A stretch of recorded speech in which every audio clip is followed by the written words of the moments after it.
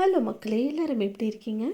இன்றைக்கி கோதுமை மாவு வச்சு நல்லா லேயராக புசு புசுன்னு ஒரு போலி தாங்க செய்ய போகிறோம். அதுவும் ரொம்ப ஈஸியாக ரொம்ப சிம்பிளாக டேஸ்டியாக செய்யலாம். வாங்க.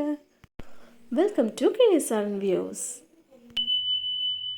இந்த வீடியோ ஸ்பான்சர் பண்ணுறது பை மோட் மொபைல் ஆப். இது ஷாப்பிங் ஆப் தாங்க. உங்களுக்கு தேவையான கிராசரி ஐட்டம், வீட்டுக்கு தேவையான எந்த பொருளாக இருந்தாலும் கண்டிப்பாக வீட்டில் இருந்தபடி தரமாகவும் விலை குறைந்ததாகவும் வாங்கணுன்னா இந்த ஆப் ட்ரை பண்ணி பாருங்கள். பிராண்டடாகவும் கிடைக்கும். பை மோட் ஷாப்பிங் ஆப் கண்டிப்பாக ட்ரை பண்ணுங்கள்.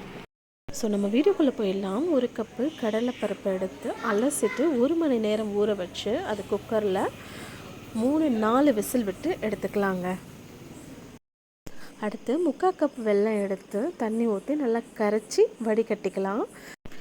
இப்போ ஒரு கடாயில் நெய் கொஞ்சம் சேர்த்துட்டு, நெய் இல்லைன்னா எண்ணெய் உங்களுக்கு என்ன விருப்பமோ அதை சேர்த்துட்டு நம்ம கரைச்சி வச்ச கரைசலை அது கூட சேர்த்துக்கலாம். நம்ம வேக வச்சோம் இல்லையா கடலைப்பருப்பு, அந்த கடலைப்பருப்பை அது கூட சேர்த்து நல்லா மசிச்சுக்கலாங்க.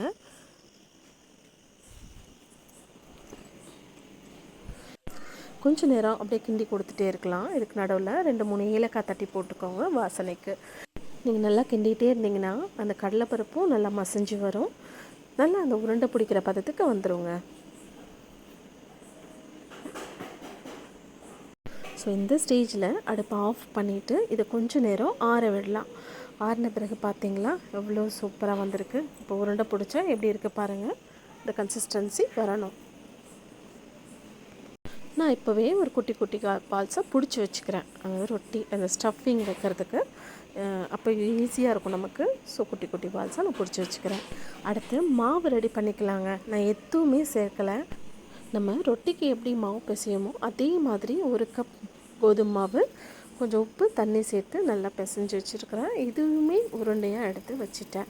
அடுத்தது நம்ம திரட்டிக்கலாம். பார்த்தீங்களா மாவை எடுத்து இந்த மாதிரி கையாலே கொஞ்சம் பெருசு பண்ணிவிட்டு அதில் நம்ம பிடிச்சி வச்சோம் இல்லையா அந்த உருண்டையை எடுத்து உள்ளே வச்சுட்டு க்ளோஸ் பண்ணுற மாதிரி பண்ணிக்கோங்க. அதில் நிறைய மெத்தட் இருக்குங்க. அதை க்ளோஸ் பண்ணுறது யார் யாருக்கு எது ஈஸியாக இருக்கோ அதை பண்ணுங்கள். எனக்கு இது ஈஸியாக இருந்தது, அதனால் இந்த ஸ்டெப்பை நான் ஃபாலோ பண்ணிக்கிறேன். ஸோ அதை நான் இப்போ திரட்டுறேன்.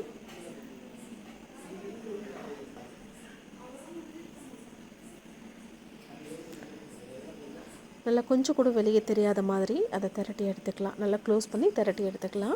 பார்த்திங்களா இவ்வளோ அழகாக வந்திருக்குன்னு. ஸோ இப்போ நம்ம கடாயில் போட்டு சுட்டு எடுத்துடலாம்.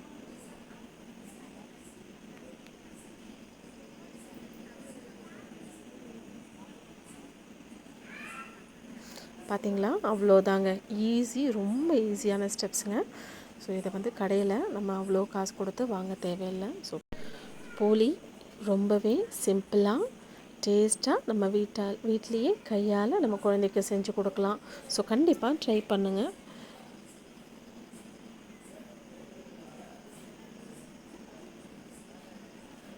அதை எடுத்து லேயராக பிரித்து காட்டுறேன் பாருங்கள். எவ்வளோ அழகாக வருது பார்த்தீங்களா? ஸோ கண்டிப்பாக ட்ரை பண்ணுங்கள். தேங்க்யூ.